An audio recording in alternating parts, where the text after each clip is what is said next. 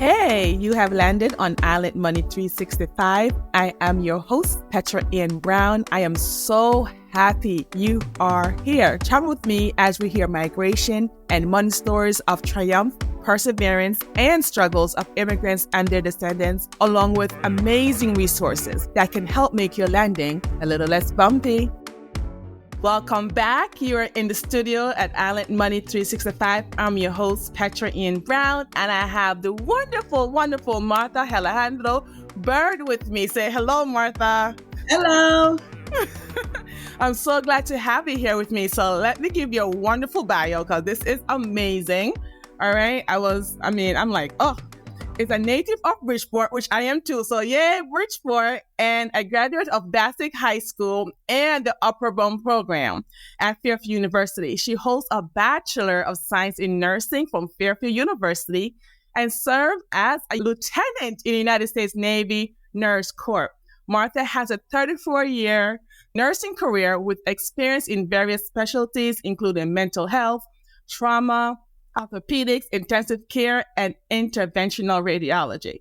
So this is the part I like. She earned her master's degree in adult gerontology, primary care from Duke University School of Nursing, graduating with honors, of course, that's what us immigrants do. Martha is certified by the American Academy of Nurse Practitioners and has worked as a nurse practitioner in gastroenterology. That's why I didn't go to nursing school, okay? Or doctor. My mom wanted me to be a doctor. I said, no, I can't pronounce the words.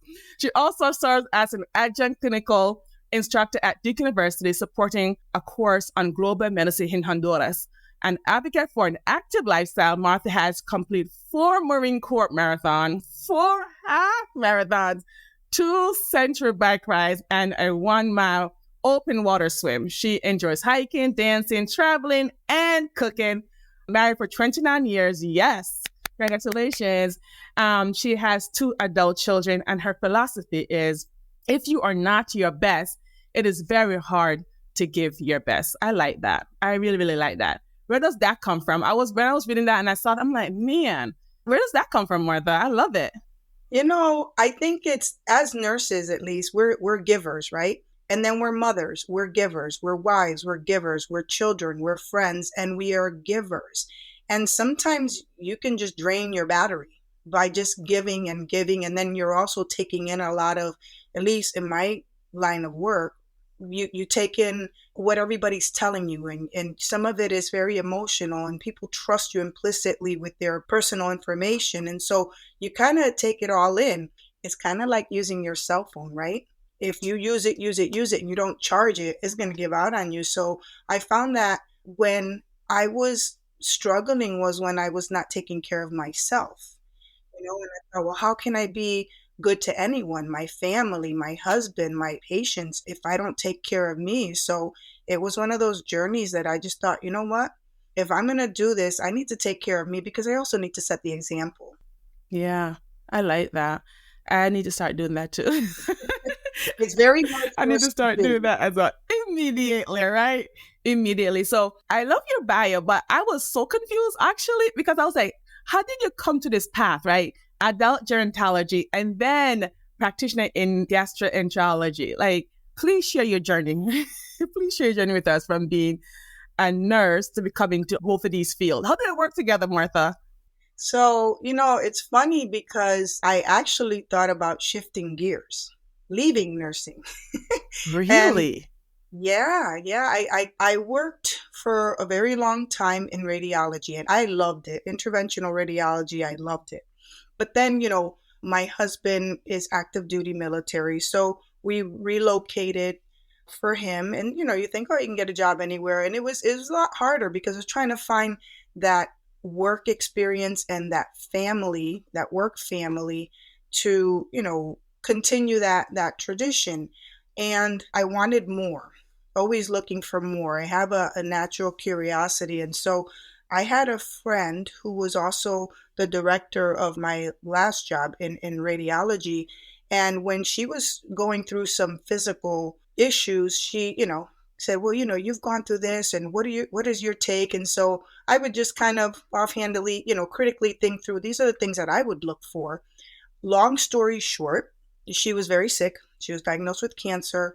and she died. But before she died, she said to me, you really should become a nurse practitioner. And I was kind of like, nah, I'm not ready for that. I don't know that I want to do that. And in the interim, I had my legal nurse consultant when I had my daughter. So I had that under my belt. And I thought about law school. I was really fascinated by it. So I was able to take a course at Stanford. It was called Constitutional Law, and I loved it. So much so that I talked to the professor and he said, I will endorse you if you decide to go to law school. He was very pleased with my performance. And I taught myself how to, study for the LSATs, and I actually took them. And my score was good considering I hadn't opened a book in 30 years. But I wanted more because I wanted to get in a better school. In the meantime, my husband said, all right, I'm going to take the chance of upsetting you by telling you something, but that's what best friends are for. And he said, I think you're going to miss your patients, you know? And so we were supposed to go away, and he said, I think you should go do a little soul searching. And also, so I did. And there was some prayer involved in it. Honestly, I just kept thinking, what can I do to serve and be happy? And I powered up again. Many times I had been looking at, nurse practitioner programs half-heartedly, and Duke University popped up because I was looking at the top programs in the country. And back in 2017, it was ranked number 3 in the master's program, MSN program.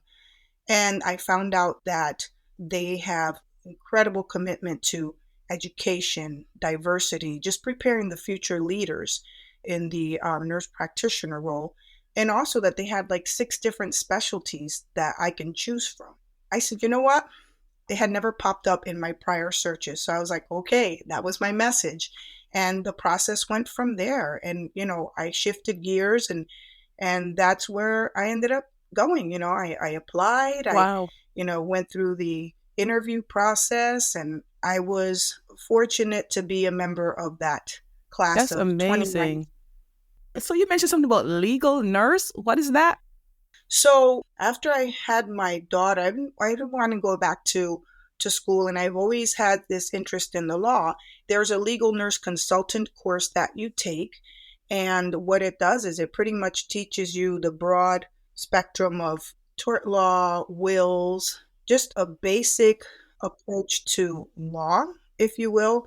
And you could sit for a certification. I ended up not doing that because by then my daughter was born, and I was already on an extension to finish.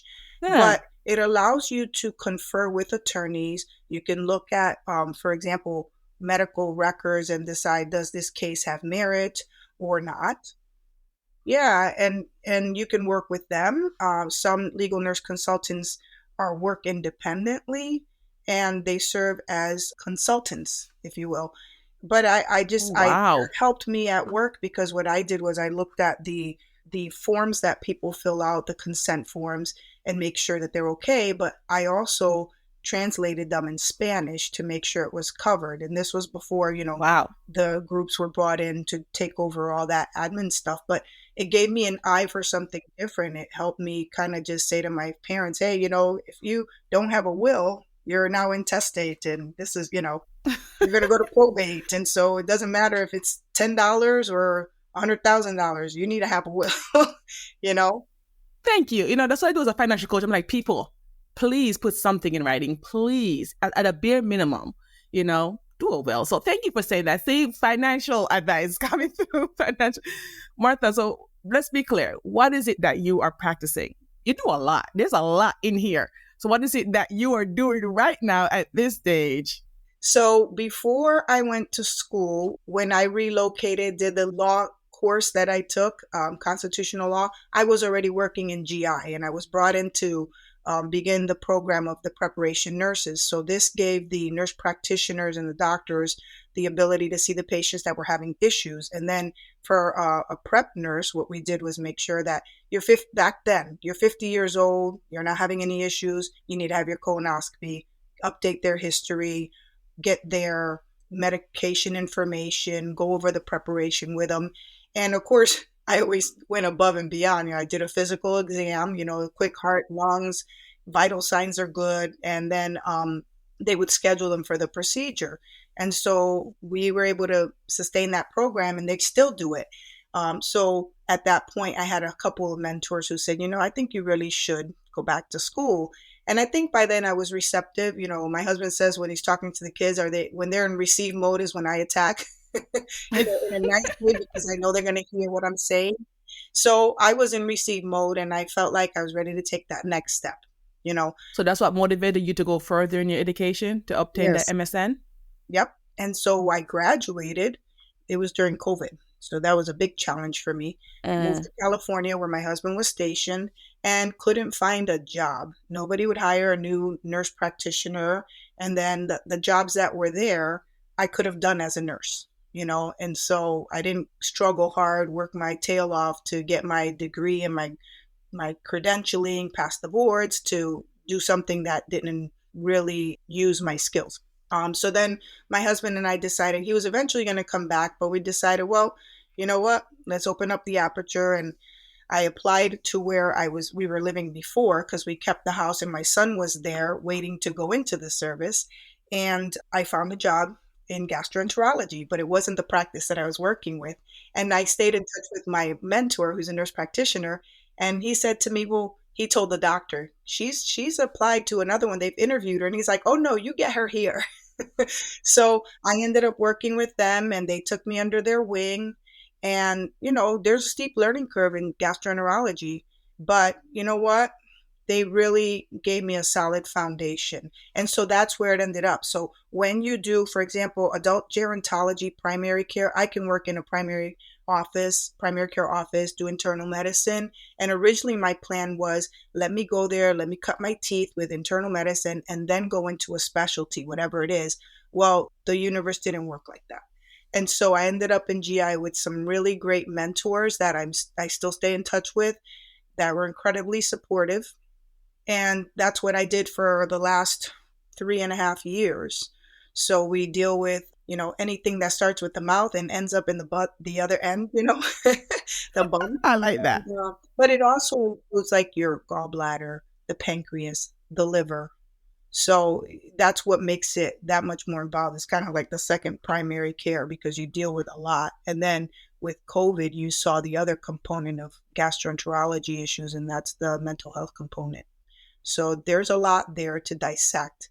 It's been my specialty, and one of the things that I really focus on is the colon cancer screening, especially in the Latino and African American communities, because people didn't talk about their health care, and they just, it's a personal thing to them, which is fine, but it helps us as the providers to say, okay, what's the family history, right? If somebody has, let's say you have a person who's diagnosed with cancer, colon cancer at 45.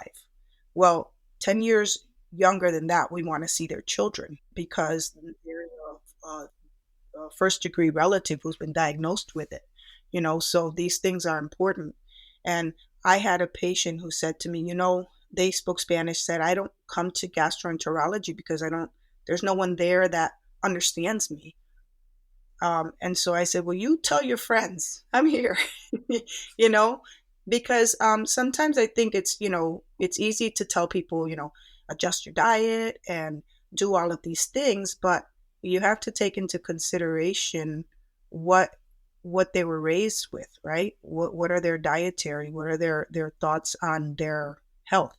So I'm unfolding a lot here, but yeah, that's how I. No, I'm glad you said that, honestly, because I went to a dietitian once and they tell me to eat these things. I'm like, this is not even in my culture. I'm like, where's my boiled dumpling? Where's my rice and peas? I'm like, how am I going to? I've never seen these foods in my life. I see them in, like, when I go to buffet, but I would never go pick that. So how can I be healthy in the foods that I'm eating within my culture? You have to take that into consideration, right? So I'm glad you said that. So with that said, I'm going to ask you this question. How do you address cultural diversity and sensitivity in your practice to ensure, inclusive and equitable care for all patients? And it's a lot of long conversation. And what role do you think cultural competence plays in improving patient outcomes? Well, it's very important, right? One of the things we were taught is, probably 90% of your diagnosis is your history, right? And part of that is What does home look like? What is the family history? What are your social habits? What do you eat? Right? So all of these things can affect your GI health. But when people are telling you that story, sometimes they go off a little bit. And although you're under the constraints of time, it's very important to listen to what they're saying, because sometimes that affects it, right? You can have someone who's had a trauma, they've lost a child to violence, and that affects their health. What do they eat? When do they eat? What is their work schedule like? Are these people working minimum wage jobs for 12 hours a day? If they miss a day to do an appointment, you want to maximize that. Can they afford to have this expensive procedure? So you got to factor in all of those things, and really it's meeting them at their point of need. What brings them here, and what are the factors that brings it in? Can they afford their medications? Having someone say, at the end of the month, I have to decide what I'm going to eat or if I'm going to buy this medication. That gives me okay, now I need to figure out how we can get creative, how we can manage their symptoms and try to get them the medications they need at an affordable price. And sometimes it's very hard. Sometimes you have to really involve, the pharmacy, the primary care, the drug reps. What kind of programs do you have out there? So I think it's very important. And one of the things I learned from preceptor of mine while I was in school was meeting them at their points of need. What is it that concerns them the most, and what do they identify as the most important thing for them, so that you can get them there? And respecting, I'll say to them, okay, 24-hour recall. What'd you have for breakfast yesterday? What'd you have for lunch? What'd you have for dinner? And that's important to me because I had a professor who was from Colombia. Us Latinos, we love our rice and peas, frijoles.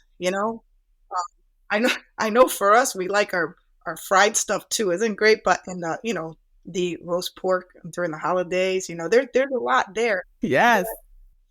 she was having issues with weight, and the doctor said to her, well, you need to adjust your diet. You need to have some tabbouleh. You need to have some couscous, some hummus. And she was just like, what the heck is that? Exactly what you said. Yes. I never heard of that stuff. So she left there very discouraged. And I just thought, that was in school. And I just realized they didn't take the time to listen to what's important. What do you eat? We love our Yes. rice and What is beans. it? One of the things I tried was the cauliflower rice. It ain't the same, but I can have more of it and have my beans and still, so it's finding what's important to them, what influences there are, whether it be family, environmental, social, and incorporate that all into their care plan, right? Because I tell them, listen, at the risk of being personal, this is blah, blah, blah.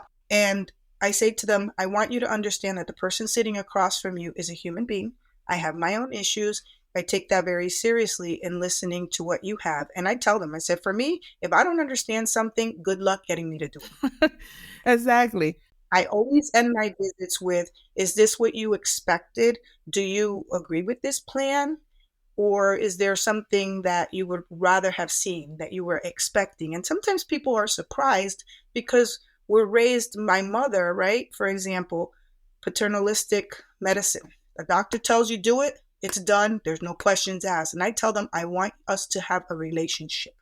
I want you to be comfortable telling me yes or no, not really, actually, and sometimes they don't say it, it's their facial expression. I say, okay, I didn't get a warm and fuzzy, let's talk about that, because I want them to succeed. I want to see them, but I don't want to see them often because they didn't quite understand or they didn't buy into it. You know what I'm saying? So that's important. And if you don't take that into consideration, you're going to miss something, Yeah. or they're not going to be compliant and they're not going to have a good outcome. Absolutely. I completely agree. I've experienced a lot of different things in terms of personal care because when I migrated here, most immigrants, they go to the community clinic because we don't have the insurance yet. We go through that process. We go to the community clinic and you feel like it is so much. It's so overwhelming there because there's a lot of people there, right? A lot of immigrants there, a lot of us trying to figure this thing out. And I think that the doctors are tired. And also some were good. Like we had a really good PCP as a young child, but then also some were like, I feel like we're so indifferent. So, and even now, actually, I'm going through the process of changing my PCP because I was like, I am not going through this. I've been in America long enough. I don't have to take this. I know what the system is. I don't have to take this kind of care. So I just feel like they don't care and not everybody's like, I'm not generalizing, but I feel like some people just don't take the time anymore. They want you in, they're not listening, they want you out, which is so unfortunate. So how has your background in trauma, critical care, and outpatient specialty influenced your, approach to personal care, to primary care? So mine has been more specialized, but when I was doing my rotations, what's important about all of those different aspects of what I've done leading up to this role is that it gives me a more in-depth appreciation of what it is that they possibly went through. The other thing is the long-term effects of a trauma, right? If somebody has a gunshot wound and they have, multiple surgeries, you have scars, right? Adhesions. How is that going to affect things?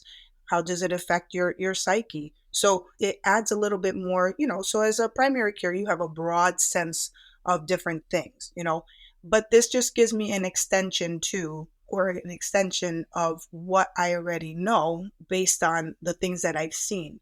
It can play into how patients respond to care, and everybody's different. So what that does is, and when I need to go to a specialist, if I went back to primary care and started seeing patients, I'd probably do a little bit more of a workup in GI before I send them to make sure that we're optimizing their finances. If somebody's coming in, they're cash only, and we can handle it, that's fine, because that would have been the first step that GI would have taken. And that way, when I'm sending them to them, they're not telling them, okay, try this and then come back. No, we've already done that. And so you got to think about, what is their insurance? If they're cash out, how does that help them?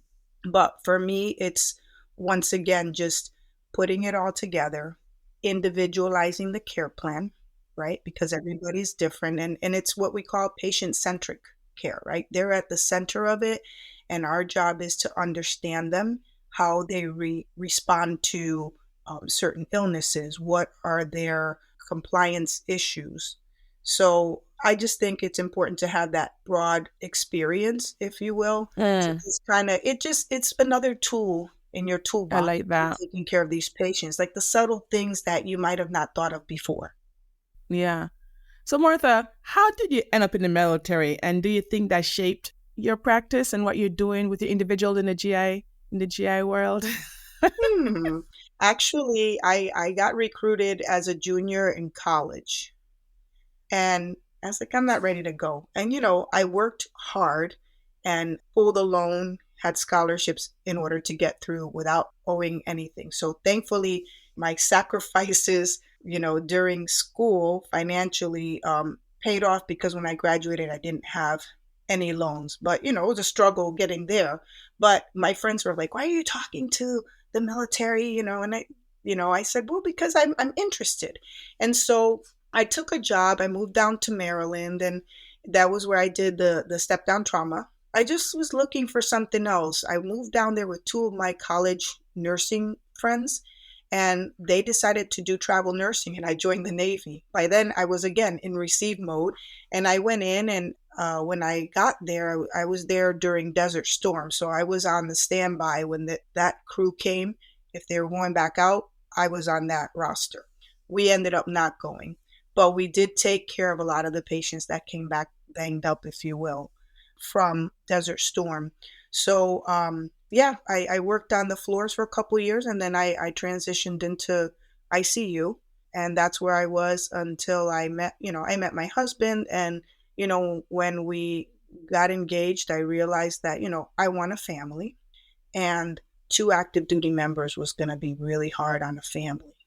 So I bowed out gracefully, stayed in as a reservist, and then resigned my commission when my daughter was born, which was a big deal because then she was born in April.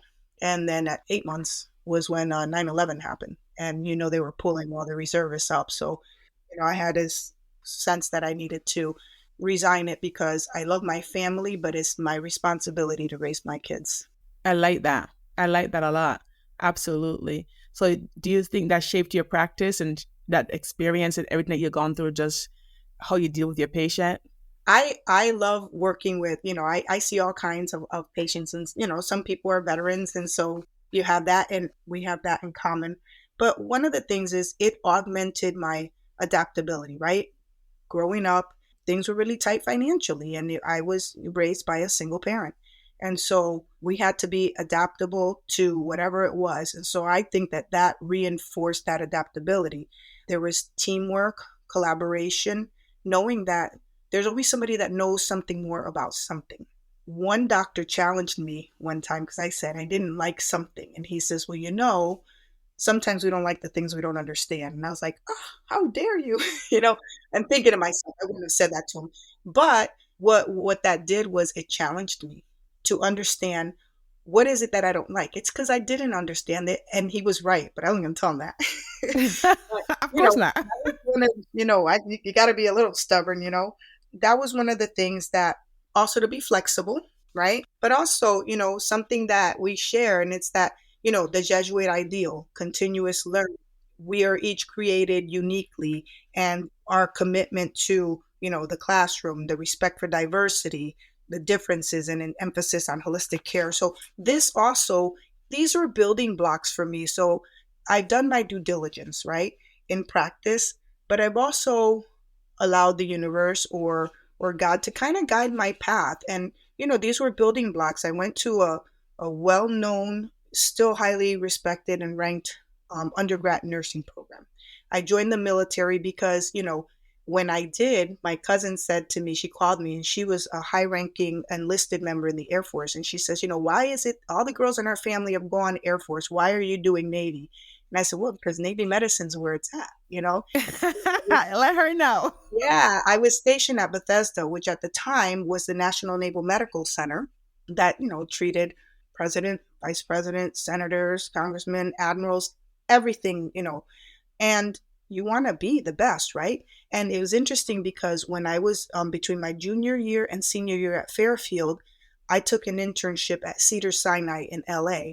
And one of the reasons that I was drawn to it is because their mission statement was to be the best, be among the best. I like and that really just spoke to me. So that really got my steam train rolling, if you will. I like that. I should tell you, my mom went for her nursing degree also at Fairfield University. Oh, wow. Really? Yes. She got her Awesome. undergrad at Fairfield University and her master's. She's thinking of going for an APRN as well. So it's very interesting. Our life crossing a lot of different ways. Mhm. So, I know you said, no, times are hard. Do you know your money? Good. Not do you know your money story. What is your money story? I mean, one word sums it up. It was tight. It was budget. But, I was thinking about it because I was trying to think, what's a money story? As I'm researching what it is, it's all the influences that we have, right? And I think about my mom. She had an 8th grade education, but that woman knew how to run a household. She used to tell us the day there's not enough money for food, and your husband mentioned in a prior podcast about, or was it you? If you have rice and flour, you're good to go. Yes. Well, she said the day we don't have that, you're going to get a cup of water with sugar and you're going to bed. That was it. But thankfully that never happened because you know what? She was a saver. She worked in the factory. She used to come home with her fingers really red because back then before OSHA, they had to bend plastics and they didn't really have the best. So she'd come home with her hands just essentially probably some first degree burns, for all we knew. And then, she had to get in line for food stamps because she didn't have it. And, you get to a point where, are you going to be prideful? You also talked about that in that podcast. Or do you just take the help because you need it? And you know that it's there for a limited time, and then my mom went on and got her, GED, and she got her CNA. And, for many people, it's oh, whoop-de-doo. But it's if you knew the journey, then you know that this is a big deal, and she was really proud of that. But she was always a saver. And if we didn't have it, we weren't going to get it. I wanted to dance. There wasn't going to be money for dance. We were either going to eat or, we were going to pay for dance school. So you learned to just do with what you had. And if you didn't have it, if she, when she got paid once a month, maybe we would go and get a big pie of pizza. And there was a place, I think it was Emmy's Pizza. They had it at the mall, but there was one on the bottom of Golden Hill Street. It's not even there anymore, but that was carrying that up Golden Hill Street to the Greens, the projects back then. That was a big deal, but we also, it was portion control. What you had was what you had. And she really, managed her money. And some days, like, I had to learn how to budget my money at maybe 16 years of age. And she always taught us to save. Back then, what was minimum wage? Like 340, something like that. I know. And I used to I work know. at Park City Hospital, which isn't there anymore. And my treat was when I got my paycheck, I would go to People's Bank, I would save, and then, make whatever payments I had. And then I would treat myself to Friendly's ice cream back when Lafayette Plaza was there. Way Yes. back. So there was a little reward, but most of it was savings. And that was the best thing that she could have taught me, was because when I got accepted to Fairfield, I had to send them $200 Mm. to secure my spot. And I was like, how am I going to do that? I didn't want to ask my mom because she had already done so much. Mm-hmm. But I had this little savings, and I wrote that little check out and sent it to them, and that paved my future. But it's because she taught us to save. You know, we would get clothing donated, and that's what we wore. And sometimes there wasn't time to shop, and it's hard as teenagers because everybody's dressed a certain way and you want to fit Mm-hmm. in. But I wasn't that kid, and I had to Yeah. learn what my limits Yeah. were. And I'll tell you, when I was at Fairfield, they used to tease me about me wearing the same clothes and it didn't look like everybody else's. I stayed in touch with this girl. We're still friends, but it was important because, we've talked about, yeah, I remember when, and that was, I took it well. I didn't really care. And what I said to her was, back then, I couldn't afford to care. I was either going to get my education or I was going to look good and look cute and look like everybody else. I didn't have that. So it was tight, but my mom taught us how to save, and that, sometimes we're going to have to sacrifice. We can't go to that party, or we can't go to this dance. We're not going to be able to do these things. But, you think about big picture, in the end, what you're able to do. And I was able to graduate without any type of debt from the college and, the university, and start the trajectory of my career. Yeah, we are so similar lives. I tell you, Martha, because and it made me so emotional because, as I said, my mom came here. She was a teacher in Jamaica. She came here and clean floors and take care of other people, children. That was what she did.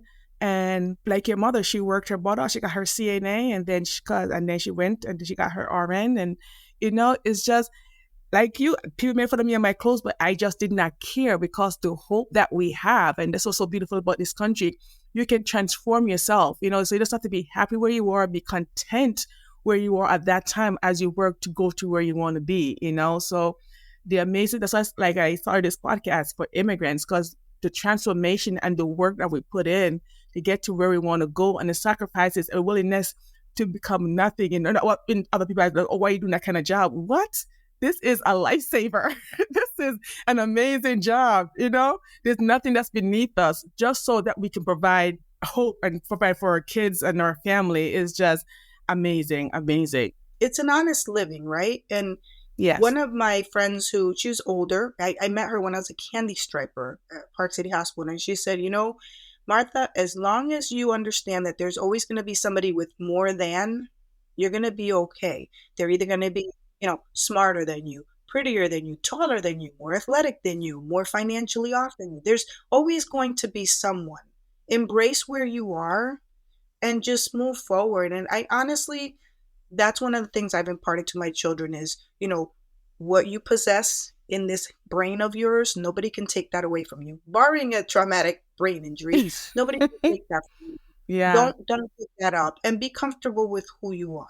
One of Yes. my friends told me, it's not my quote, but sometimes we want so much to give our kids the things that we didn't have, that we forget to give them the things that we did.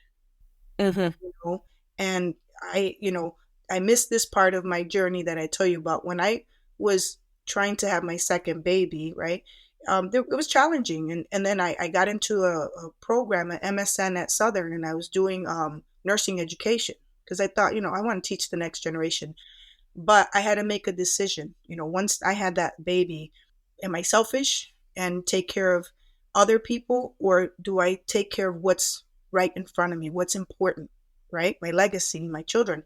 And it was a no brainer. And I went in, I was doing well, but my professor said, you're not here to talk about your thesis, are you? But I bring that up because sometimes you have to make the sacrifice to bring it back to financially. Yes, we save, we do our best to live within our means, and we have to make those sacrifices. But then it also speaks to why is it so important for us? It's because it was important for our parents, and that's taking care of like that main, the most important thing is what's within our four walls. That's our Yes. responsibility to society. We teach them the lessons that we learned from our parents, the financial, the personal, the being a good person to make this place better, right? When we leave it than when we found it. Yes, I agree. So I know you say you're in the Fairfield University and you didn't leave with any student loans, which is amazing because that's what's one of the number one debt in America Worldwide. right now. Student loans, credit cards, all that kind of stuff. How did you do that? Can you discuss the financial challenges you faced with that or how you overcame that? So I applied for scholarship because I was the first generation going to college. My mom had five children, and I was the only one that went to college. And then many years later, my sister went as an adult. So applying for that. And then I worked, the one thing that Bassick High School did is they had a health services program. Mrs. Curiali was the best. And we all, when we finished that year-long course, we sat for the state CNA certification. She prepared us for that. So guess what? We all had a job we can do. If we didn't go to college, we at least worked as a CNA and eventually worked our way up. So I worked Wow. as a CNA Wow. during school. And I remember one of my friends, he was on the basketball team, full scholarship. I was going to work.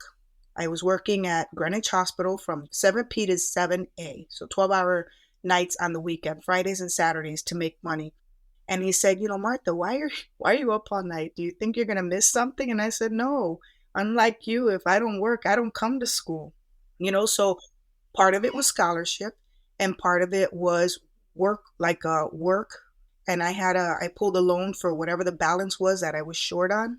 So that's how I did it. And then some days when I would come back, so back then you showed up with your card and you got a sticker, right? What is the for the fall semester, the spring semester. Some days I was nervous that they were going to tell me, "Oh, you fell short. You can't come back this semester." That was Yep. fearful for me. So I worked hard. I worked in the summer, and then every summer when I got that tuition went up, I'm like, oh. So I would go to Mr. Mazon, who was director of minority relations, and he would give me some guidance, and then I would go see the gentleman who's in charge of scholarships. I'm like, sir, I can't do much more. What can I do? One of the things that when I can, I donate to the women's basketball program, and that's because my sophomore year, when the books were the most expensive because they were all the medical books, I couldn't afford some of them. So I had to borrow books to get through some of the classes. But for the medical books, the coach at the time asked me to be a manager for the basketball team. They took care of all my books. And that was like, couldn't have been the best. Yeah. That's Yeah. the best gift. But, it was hard because we were traveling a lot and you try to study, but you're tired. And I will say that I kind of stumbled academically because it was very hard to manage all of that. But then, I finished off the year. Happened to be the year we won the MAC champions. But I had to go back to, redirecting my focus because it was either, I was gonna get back on the horse and do this right, or I'm gonna be doing something other than nursing. So but at the time it was what helped me financially. Then I went back to work and I worked with the staff at Greenwich Hospital was great. And then my professors, I said to them, some days I may be a little bit tired, but it's because I'm working nights to just pay to be here. And so, everyone was really helpful, but I was also an advocate for myself. Like, I need this, I need that. And I didn't ask my mom for a dime because I knew she couldn't afford it. I was doing all this at, 17 years of age. And, every year it was just like, all right, where can I go? What can I do?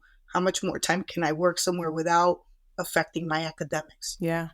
I was doing 3 jobs myself, just trying to put myself through. So, and I, like you, I got those letters saying you need to pack up right now. You're gonna leave because we're kicking you out. And I'm like, I just go to that guy. And I know colleges. If they want to listen to this, the multicultural alliance person is very important, especially for minority people. You need to have a person like that there for us to go to and just have conversation with. I know people, some students, a friend of mine, said they didn't have that. I'm like, my goodness, that was a lifesaver to have that person there I can just run to and say, hey, I'm struggling with this. Somebody that have similar experiences that you can talk to, and they can provide that guidance. Absolutely. So it's very helpful. So do you know your family migration story? I know you're second generation. Do you know your family migration story? Can you share that with us a little bit? My mom was born in Vieques, Puerto Rico. It's an island off of the mainland. She was born in 42. So around 44, there was a lot of issues with work or lack thereof. So my mom tells me she remembers my grandmother being nervous because they took this little dinghy over to St. Croix, taking water in. And they got to St. Croix, and my grandfather started working. He was a builder. I think he was ahead of his time, because where he built his home was not till like 10, 15 years later. And he used to build throughout the island. And my aunt tells me the story that when the hurricanes would come and go, he'd get in his little pickup truck, drive around the island, come back, crack a beer, put his feet up and say, yep, mine are still standing. So the little home that he built is still standing, has withstood Hurricane Hugo and Maria. Wow. Relatively unscathed. And, when they went to clean like the cistern underneath, the guy said, you have a double cistern here, Not many people do that. He did that. He did a block.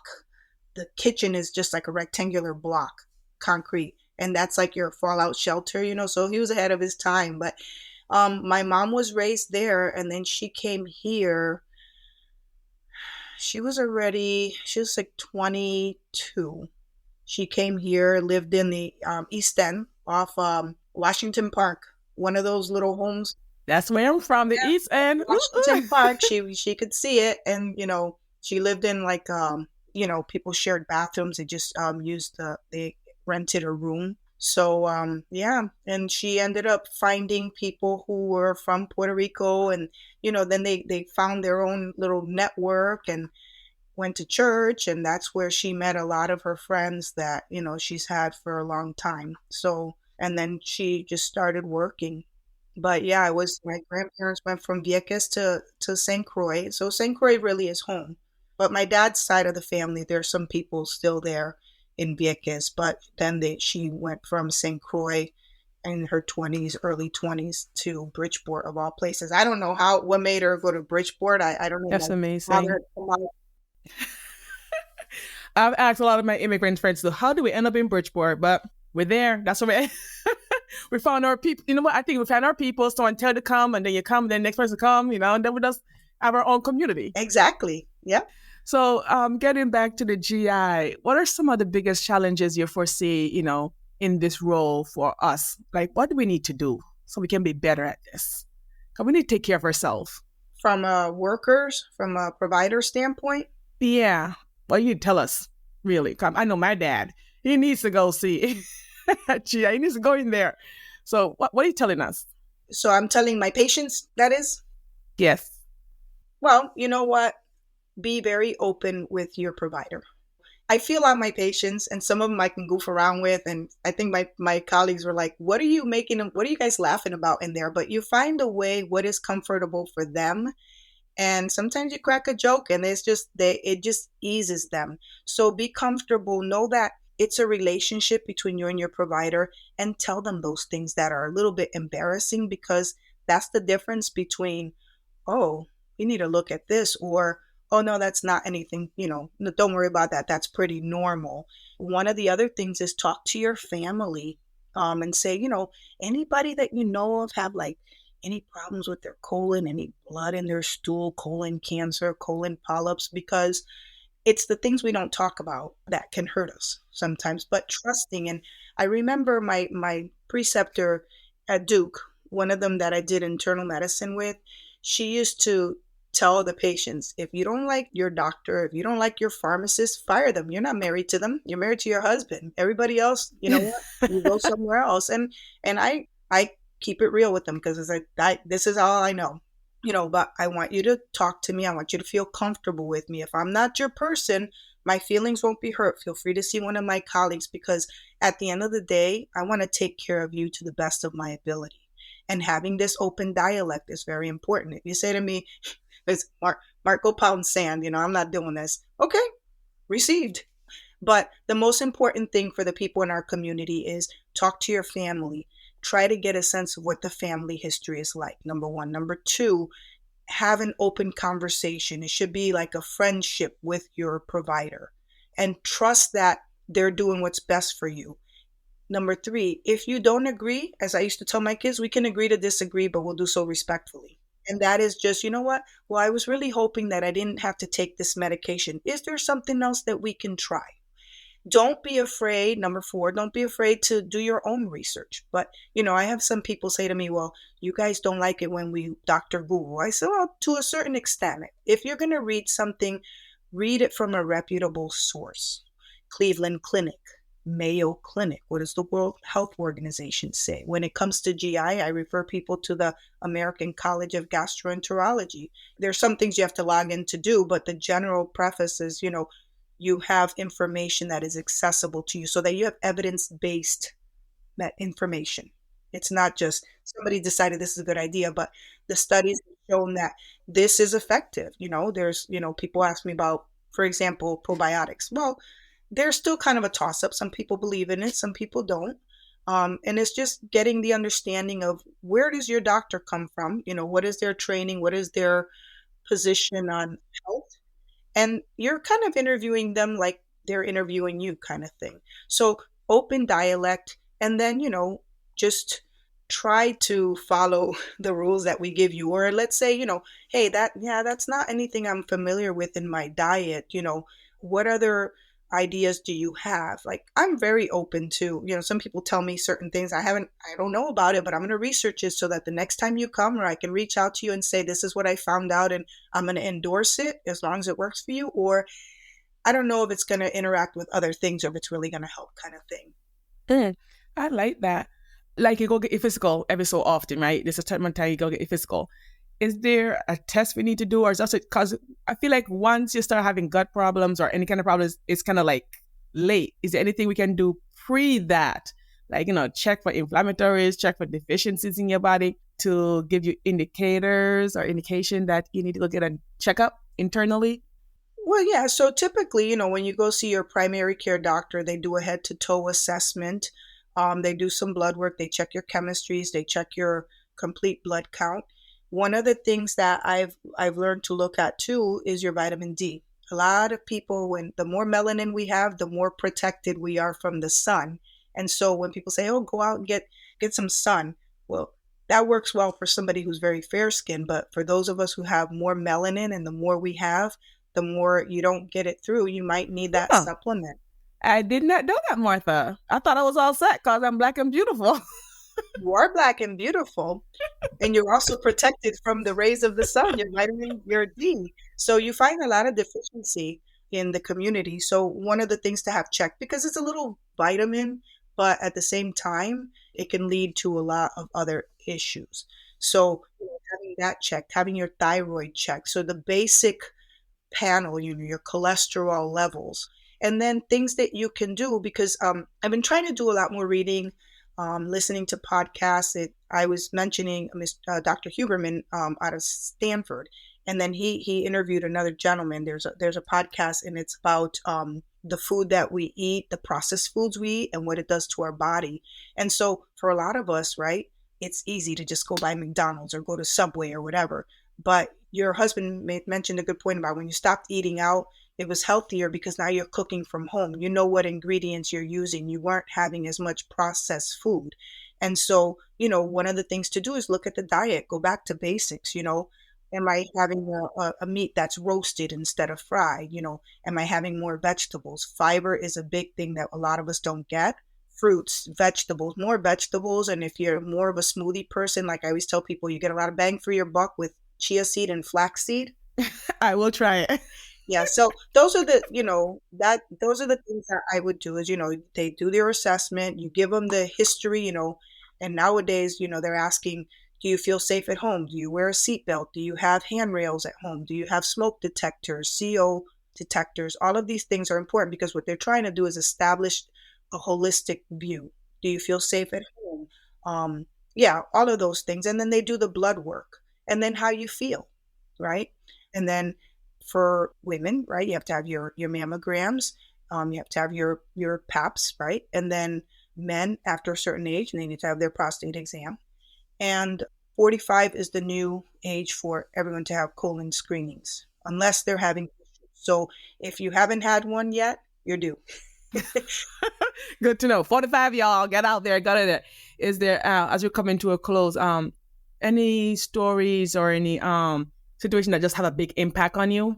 Any memorable experience that you've had in your career that just gave you a different outlook? One of the things that gave me pause is, as nurses and now as a nurse practitioner, you just want to help. You just want to make things better. You think you can fix everything, or at least you go out there tackling the world that way. And you have to understand that sometimes people just want to know what the possibilities of what they're feeling could be, and they should be allowed to make their own decisions. So I had someone who had issues with an upper GI issue, right? And based on the history, my antennae went up. I'm thinking, this person could potentially have cancer. So one of the biggest things we do is we make a recommendation to have an upper endoscopy, right? Because what we're looking for is, is there an infection? Is there a web? Is there a ring? Is there a stricture? Something that's preventing the food from going down smoothly, right? Down the swallowing. And most importantly, is there a cancer there? Especially when you have, difficulty swallowing and weight loss, right? So they're not getting the nutrition, but is it because they're not getting the nutrition, or is it because there's something else there that's starting to pull away from the body? Cancer loves sugar, and people with cancer tend to lose weight, unexpected weight loss, and when, do you have unexpected? So you go through a series of questions. When I made my recommendation, that individual was in their 90s, looked at me straight in the eye and said, I've lived my life. I don't know that I want to do this. Because you also have to go over the risks and the benefits, right? There is a possibility that you can perforate something. It's a rare risk, but you still need to know it. And if you perforate and this person dies and they probably had 2 more good years, you have to weigh those. But that person had already said, what they find isn't going to change. I'm not going to put myself through chemo. I'm not going to have surgery. And so I'm just going to deal with it. And it gave me pause. Like I felt myself getting really teary-eyed, and I just, collected myself and I said, you know what? And I respect your decision. It's very important that you make an informed decision. That person was of sound mind and their spouse was there. And so we had this conversation about what is it that is important to you? And so I had to bring it back to, it's not just what I want, it's what I think. You tell me what's going on. I critically think through what it could be. I make some recommendations. Doesn't mean you have to do it. As long as it's well informed, then you have made a decision. And that's what was important to this person. And that stuck with me because it brings it back to the relationship between the provider and the patient, and respecting where they're coming from. You can't twist their arm and make them do it anyway. It's just understanding, meeting that person at their point of need. They needed to know what is the potential of what's going on. They needed to weigh the risks and the benefits of undergoing a procedure. And they needed to make a decision that they can live with, and that their partner, their spouse, was on board with it. I got the nicest letter a few weeks later, very grateful, but I don't know whatever happened, but I felt I did my due diligence and I respected them and met them where they needed to be. Wow, that's a hard one. So, something I do and then I ask my guests here is this: what is one saying or parable that your parents, or in your case, your mom, always say to you growing up that teached you a lesson? Oh, goodness. I thought about that when, I was listening to the sign off on your previous one. I was like, oh, that one's an easy one. My mom used to say, el que no coge consejo no llega viejo. So he who does not take advice will not grow old. Ah, I like that. Yeah. That is good. Yeah, he who would not take advice will not grow old. Yeah, I love it. Mm-hmm. Well, thank you so much, Martha, for being here. I really appreciate everything that you share with us. I know the listeners going to get a lot from that. So until next time, everyone, you've been listening to Island Money 365. I'm your host, Petra. Until next time, remember, keep your money IRA. Wait, hold on there. My beautiful people, don't forget to hit that subscribe button and tap that notification bell. We are here every second and fourth Sunday of the month. Also, the information for our guests can be found in the show notes. So what are you waiting for? Wanna subscribe?